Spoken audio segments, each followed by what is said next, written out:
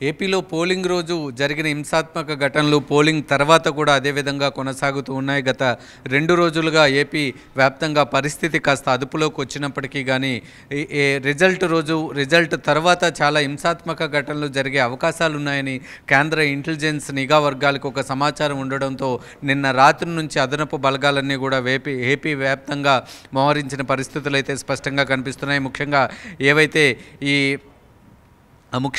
హింసాత్మక ప్రాంతాలు ఉన్నాయో, ఏవైతే సమస్యాత్మక ప్రాంతాలు ఉన్నాయో అక్కడ కాస్త ఎక్కువ భద్రతా బలగాలను కూడా ఏర్పాటు చేసినట్టుగా తెలుస్తుంది. దాంతోపాటు ఈ స్ట్రాంగ్ రూమ్లు ఎక్కడైతే ఏర్పాటు చేశారో అక్కడ కూడా 3 అంచెల సెక్యూరిటీని అయితే ఏర్పాటు చేశారు. రిజల్ట్ వచ్చిన తర్వాత చాలా హింసాత్మక ఘటనలు జరిగే అవకాశాలు ఉన్నాయని కేంద్రం దగ్గర స్పష్టమైన సమాచారం ఉండడంతో దాదాపుగా 20 నుంచి ఒక 30 వరకు పారామిలిటరీ దళాలతో పాటు ఆర్మీని కూడా రంగంలోకి దించబోతున్నట్టుగా సమాచారం అందుతుంది. ఇప్పటికీ నిన్న రాత్రి చాలా వరకు కూడా పారామిలిటరీ దళాలన్నీ కూడా ఏపీ చేరుకున్న పరిస్థితులు అయితే స్పష్టంగా కనిపిస్తున్నాయి. ఇప్పటికే ఈ హింసాత్మక ఘటనలకు సంబంధించి సిట్ విచారణ జరిపింది. ఎవరు దీనికి సంబంధించి అంటే ఏ పార్టీ ఇందులో ఎక్కువ ఇన్వాల్వ్మెంట్ ఉంది అనే అంశాలకు సంబంధించి కూడా చాలా లోతుగా విచారణ చేస్తూ ఉన్నారు. సీసీటీవీ ఫుటేజ్ ఆధారంగా చాలామందిని నిందితులను అయితే ఎవరైతే ఈ హింసాత్మక ఘటనలకు పాల్పడ్డారో వాళ్ళందరినీ కూడా గుర్తించే ప్రయత్నాలు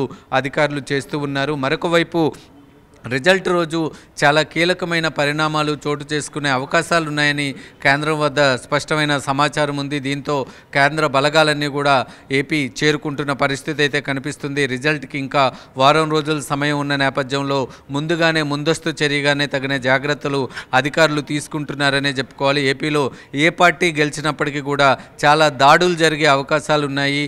ముఖ్యంగా పార్టీ నేతల మీద దాడులు జరిగే అవకాశాలు ఉన్నాయనేది కేంద్రం వద్ద ఉన్న సమాచారం. తాజాగా మనం చూసుకుంటే ఏపీ మాజీ ముఖ్యమంత్రి చంద్రబాబు నాయుడు సెక్యూరిటీని కూడా పెంచిన పరిస్థితి అయితే కనిపిస్తుంది.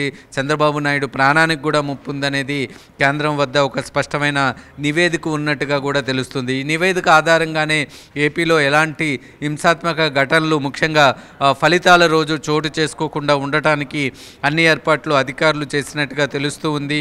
ముఖ్యంగా మనం చూసుకుంటే పారామిలిటరీ దళాలతో పాటు ఆర్మీని కూడా రంగంలోకి దించేందుకు ప్రభుత్వం సన్నాహాలు చేస్తున్నట్టుగా సమాచారం అందుతూ ఉంది. అయితే పోలింగ్ రోజు చాలా వరకు కూడా అన్ని ప్రాంతాల్లో కూడా హింసాత్మక ఘటనలు జరిగాయి. అది పోలింగ్ అయిపోయిన 4-5 రోజుల వరకు కూడా ఆ ఘటనలు అలాగే కొనసాగుతూ ఉన్నాయి. ఆ దాడులు అలానే కొనసాగుతున్న పరిస్థితులు అయితే స్పష్టంగా కనిపించాయి. ముఖ్యంగా ఇరు పార్టీ నేతలు ఒకరిపై ఒకరు రాళ్లతో దాడులు చేసుకున్నారు.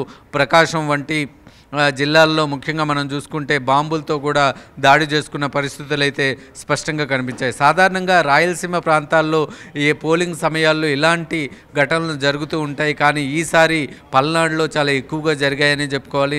నాట్ ఓన్లీ పల్నాడు, ఏపీ వ్యాప్తంగా ఎక్కడ పడితే అక్కడ ఇలాంటి దాడులు అయితే జరిగాయి. ఈ దాడుల్లో 2 పార్టీలకు చెందిన నేతలు కూడా 2 పార్టీలకు చెందిన కార్యకర్తలు కూడా ఉన్నట్టుగా అధికారులు గుర్తించారు. కొద్దిసేపటి క్రితమే దీని మీద సిట్ కూడా విచారణ పూర్తి చేసింది. ఎవరు దీనికి బాధ్యులనే అంశానికి సంబంధించి కూడా ఒక నివేదికను అయితే తయారు చేస్తున్న పరిస్థితులు కనిపిస్తున్నాయి. ముఖ్యంగా మనం చూసుకుంటే కేంద్రం వద్ద ఇప్పుడు ఒక నివేదిక ఉంది. ఏపీలో ఫలితాల రోజు చాలా దాడులు జరిగే అవకాశాలు ఉన్నాయని, అందులో భాగంగానే ఏపీ వ్యాప్తంగా పారామిలిటరీ దళాలను అయితే మోహరించిన పరిస్థితి అయితే స్పష్టంగా కనిపిస్తుంది. దీనికి సంబంధించి కేంద్రం కూడా నిఘా వర్గాలు ఎప్పటికప్పుడు పరిశీలిస్తున్నట్టుగా కూడా సమాచారం అందుతూ ఉంది.